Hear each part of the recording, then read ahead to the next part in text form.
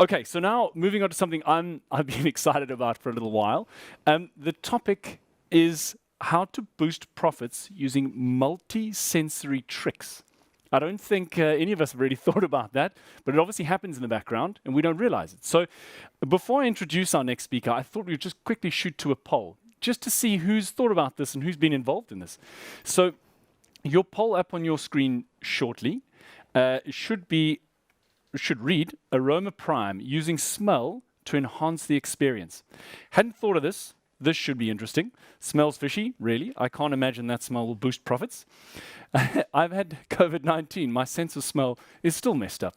So you can pick one of those three and let us know which one appeals to you. I mean, I was telling the guys earlier, I was lucky enough to go over to Efteling in Amsterdam a couple of years back. And I remember queuing for a roller coaster. And I couldn't recall being near the sea, but we were queuing and I could smell the sea. And now, once seeing this topic, I think back and I think, heck, maybe they did pull this trick on me. Yeah. Or did it really just smell like fish? Yeah. So it's an interesting topic, and I'm so keen to hear more about it.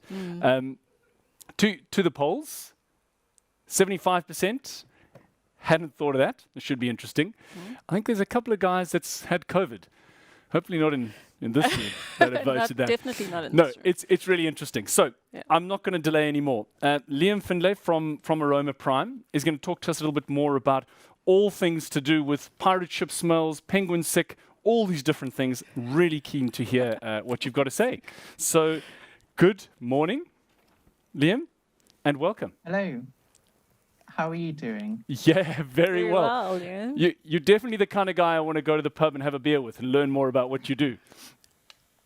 I was excited to hear that you'd been to Efteling. I know exactly the roller coaster you're talking about. Okay, good. Well, that scares me. Maybe you did trick me. Maybe. Well, it was interesting to hear the thought of could the smell of fish really help boost profits, because perhaps my talk will shed some light on how the smell of fish could boost profits in certain scenarios. Brilliant. Well, let's get into it. Let's do it. The dance floor is yours. Lovely. Well, my name's Liam and I work for a company called AromaPrime, and my talk is about how to boost profits with multisensory tricks. I don't know if my presentation is on the screen at the moment. There we go. Yeah, we got you. So, Disneyland opened in the 1950s, and the first area of Disneyland that people walk into is Main Street, USA. And this has lovely sights, it has music, you can hear the vehicles beeping their horns, there are textures you can feel, there are things you can taste. And coincidentally, when the attraction opened, there are also lovely smells coming out, the smells of the popcorn, the smells of the bakery. And they noticed that this helped visitors feel very relaxed and welcome when they arrived. So they took advantage of this and they added ventilation to the Candy Palace kitchen. So the smell of the cooking sweets was spreading around the streets as well. Now, there are lots of different ways you can use smells. It's not just about nice smells, like we were just talking about fish. At a museum, you might want to enhance the realism of the past, to transport people into the past. So maybe the horrible smells of the trenches in the wartime. You might want to trigger emotions. So in a roller coaster queue, if there's the smell of smoke, it can trigger people's instinctive feelings of fight or flight. It's a very old smell that we've always kind of been suspicious of, and it's very mysterious as well. So it's great for a roller coaster queue, and it's used in a roller coaster queue in one theme park. It can increase guest satisfaction, like at Disneyland, like I just said. It can relax people at a spa. It can ignite fond memories. So using the Disneyland example again, when it opened, elderly visitors had been young during the early 1900s. And there are lots of smells that they were nostalgic for in this kind of 1900s themed area. You can see in the picture on the left here, there are people sniffing and interactive at an educational attraction. You can have animal smells at a zoo for a kind of fun way to engage with learning about animals. You can have aquarium smells, water park smells. There's a museum pump here that we recently developed for a museum. It's a COVID-safe pump, so you use your foot for the smell to come out. So COVID has kind of helped us think of new ways of that people can engage with smells. If you have a wine tasting experience, obviously smell is really important, so you can kind of think of ways to incorporate that into the experience in new ways. There's a timeline of smells at a museum that you can see at the bottom of the screen there. So a timeline of how smells have changed over the years. So lots of interesting ideas. Now, how can smell boost profits for you? Well, let's start with how smells connect to our memories. Our scent receptors are connected to the part of the brain that processes memories and emotions. And Jorvik Viking Centre is a museum that uses all sorts of smells, cabbage, pigs, cesspits, fish, to immerse people in the Viking world. And in 1999, there was a study where participants had visited Jorvik Viking Centre on an average of 6 years before, so quite a long time ago. And they were presented with exactly the same smells that they smelt at Jorvik Viking Centre. So they sniffed the cabbage and the fish and the poo. And then there was another group who had also visited the museum in the past, but they just smelt generic smells like oranges and sweets that weren't from the museum. And after these two groups had sniffed the smells, they were asked questions about the museum, what they remembered from it. And they found that the people that had been sniffing the museum smells remembered the museum a lot better. They could remember what they saw, they could remember what they learned. And obviously remembering what you've learned at a museum is really what a museum's all about. And that was on an average of 6 years before. So it's, that really shows just how powerfully smell can help your attraction stay in people's memories. And it's kind of like free marketing as well, even if you're not a museum, if you're just an ice cream shop. The fact that a smell can keep your ice cream shop in people's minds years later, it might make them want to revisit, or it might make them want to discuss it with their friends, like, oh, do you remember that shop? Which leads me into retail. So if you're using smells in interesting ways, you might have a hotel that has a signature scent. You might have an aquarium that has the lovely smells of the sea.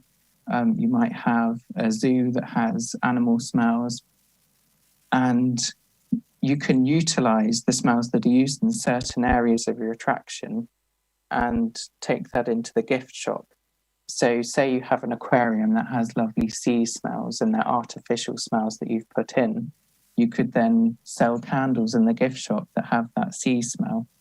And not only would you profit from selling the candles, but the guests are then taking this piece of your attraction home. So whenever they smell it, like we explored with Jorvik Viking Centre, they'll be transported back to your attraction, and the memories they had of that day out, they might be encouraged to revisit, or they might be encouraged to talk to their friends about it. Alternatively, you might just want to spread smells around the shop. Lots of shops do this. So say you have a water park and you sell chocolate ice cream, and it's really popular, and people enjoy the taste of the ice cream, they enjoy the smell of the chocolate.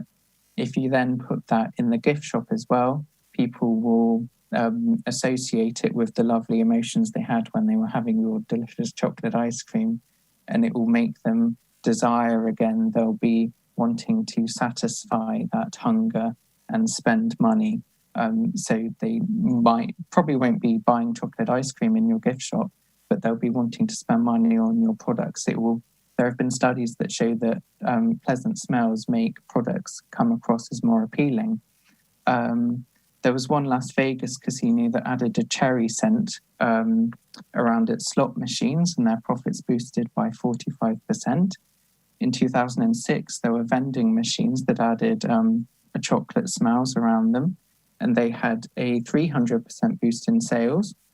And then at Universal Orlando Resort, there's an ice cream shop, and they added cookie smells to the outside to draw people in. And over the first 6 months of having used these cookie smells, they saw a 45% rise in sales. So it does work. It does make you money. Now, it's not just about selling things. There are lots of interesting ways that you can use smells, sensory tricks, as we're putting it. So a fragrant welcome, first impressions matter. So some of the best hotels have lovely holiday smells that make you feel like you're on holiday when you go there. And they're signature scents, so they're smells that visitors will just associate with your hotel. It draws people in. If you have a shop that smells lovely, people will want to come in. You can surprise people. So like we explored with the foot pump at the museum, engage people in interesting ways that they don't expect. You might want to use handheld objects that smell for tours.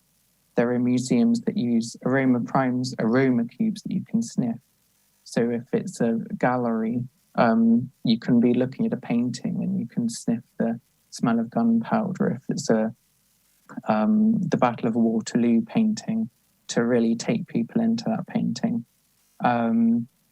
Or you can consider the guest journey. So if you have a chocolate museum, and you have this lovely finale that you want people to really remember, so making their own chocolate, maybe you want to add a delicious smell into that just to make that part of the experience really memorable to them and make that happy moment stick in their brain, rather than the issues that they had with pricing, for example, trying to be relevant here. You can make smells work for your attraction. So if you have a cowboy town, there's a children's cowboy town that has a gift shop as well, and they sell leather goods in there. So the smell of the leather really links well with the theme of the town. It just makes it all feel a lot more real.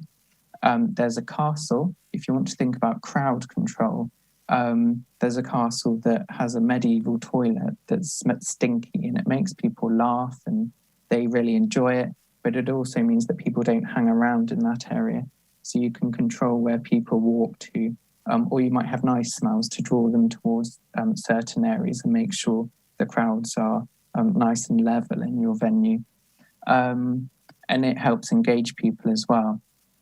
Now, you might not have a big budget or a budget to spend on artificial scents and scent machines, so you can consider what you already have. There's a vineyard that has Mediterranean plants at its entrance to immerse people in that kind of Mediterranean wine tasting mode. So think about flowers that you might have or that you can get in.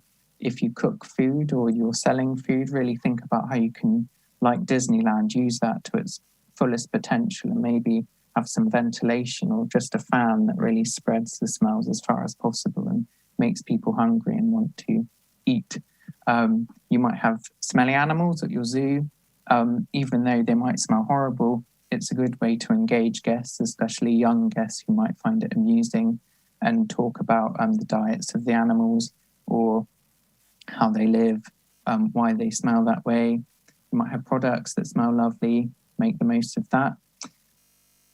But then there are also lots of innovations. If you have a particular budget that you want to put into your scenting, then AromaPrime, we have lots of kind of state-of-the-art models that are suitable for all kinds of budgets, whether you have a small room or a big hall.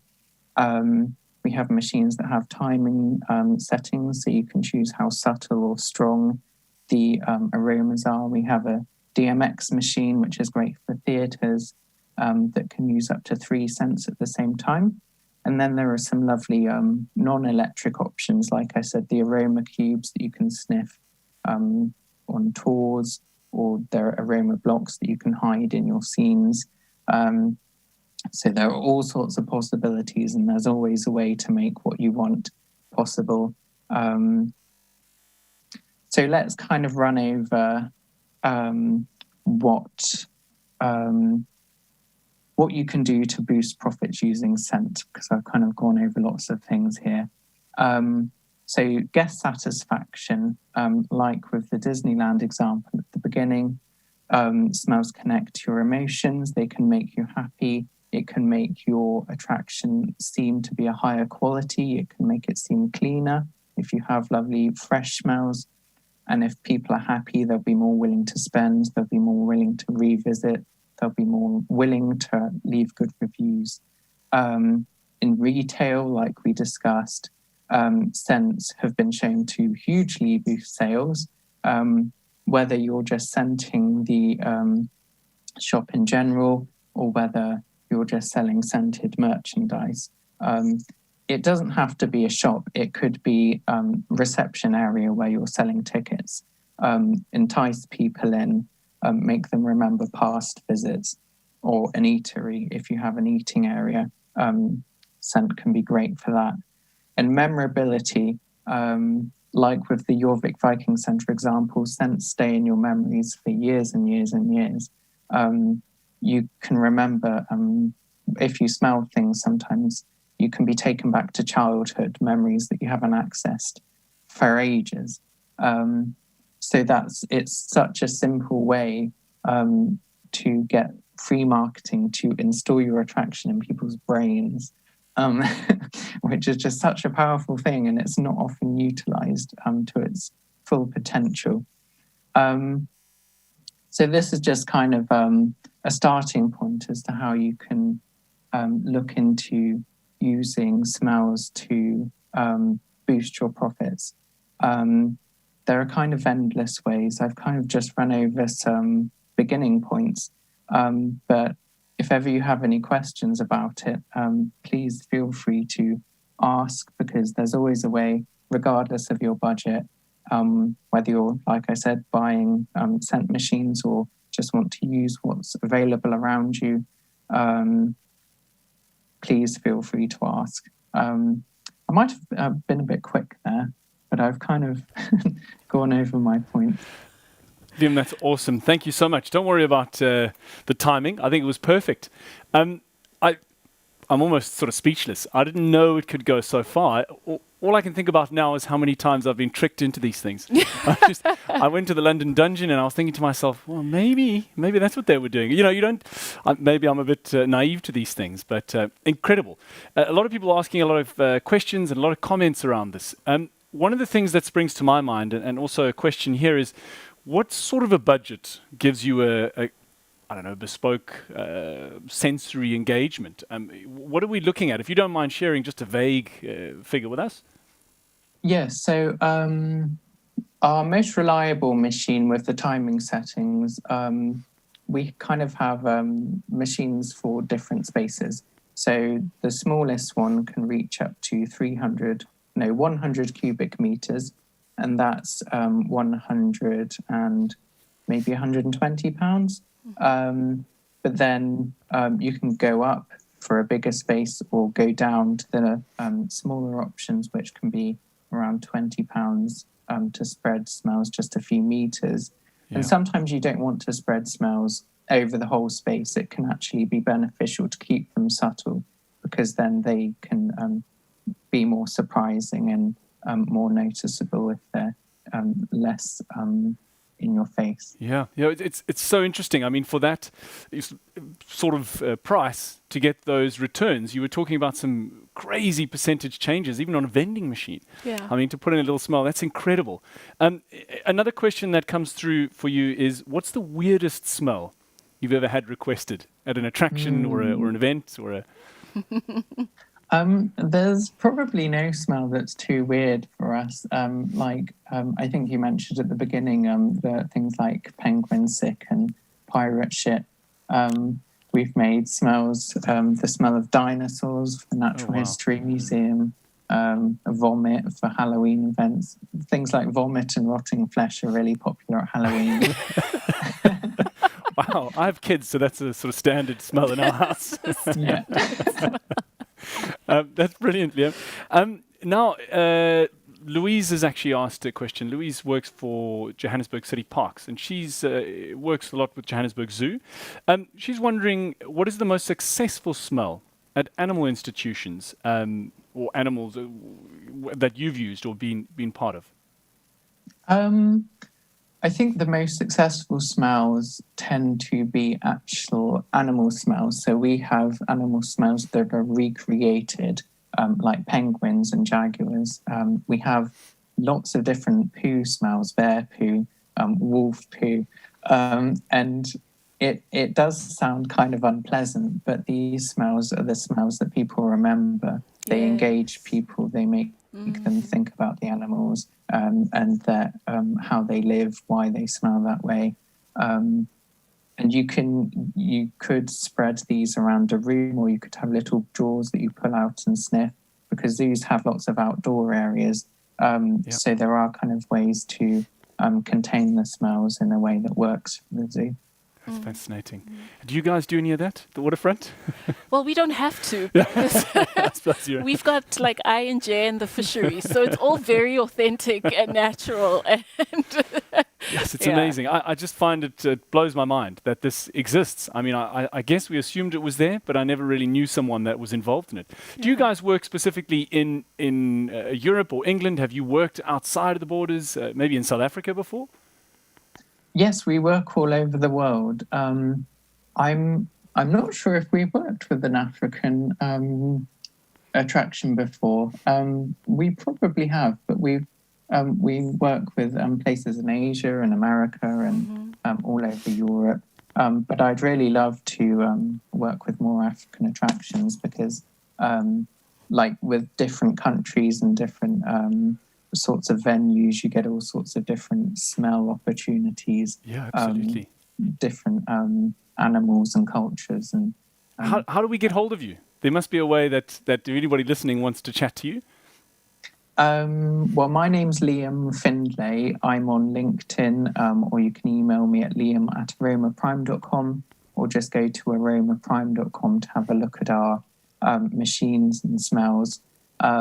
Even if you don't want to buy anything, I'm happy to chat and offer some advice. Okay. And I believe you are doing a sort of info session on one of our video rooms at 11:15. So if anybody wants to get on board, that they can join. Is that right? Excellent. Yes, that's right. I'll be happy to offer any advice or suggestions that people are interested in. I'm sure you'll be bombarded. Yeah. Any questions from your side? I mean, the thing that struck me as you were going through your presentation is, like, or your content is, I can totally understand the power of smell.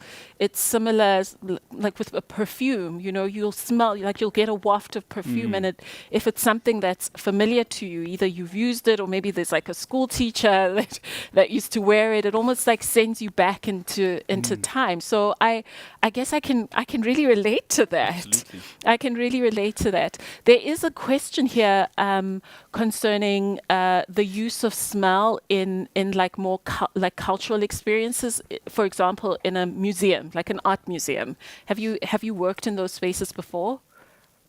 Yes, there are lots of museums who use smells, and cultural spaces as well. Sometimes they can be concerned about the smells affecting the artifacts, if the oils have any effect on them. But we have lots of solutions to make sure that it's all done safely and doesn't damage anything. But yes, lots of cultural venues that use smells, because culture is full of smells. Absolutely. And maybe a slightly less, or it depends on your preference, but a slightly less cultural space, a casino. Maybe that's cultural for some people. There's a question here about casinos. Apparently they pump oxygen into the space. Is that something that you've had experience with? I'm not sure. I haven't heard about oxygen being pumped in, but I'd be interested to find out more about that. Okay. Maybe it's just South Africa.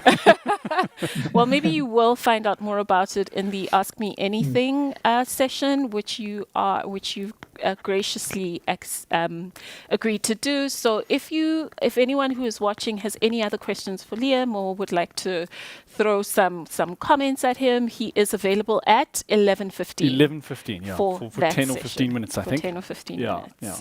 Fantastic. Liam, we can't thank you enough for your time and your input. I think you've absolutely opened my eyes to all of this. Incredible. And I'm sure you're going to get a lot of questions from the rest of our members. Fascinating. Yeah. Brilliant. Thanks, Liam. Thank you so much. Marvelous. Thank you very much. Have an Take awesome care. day.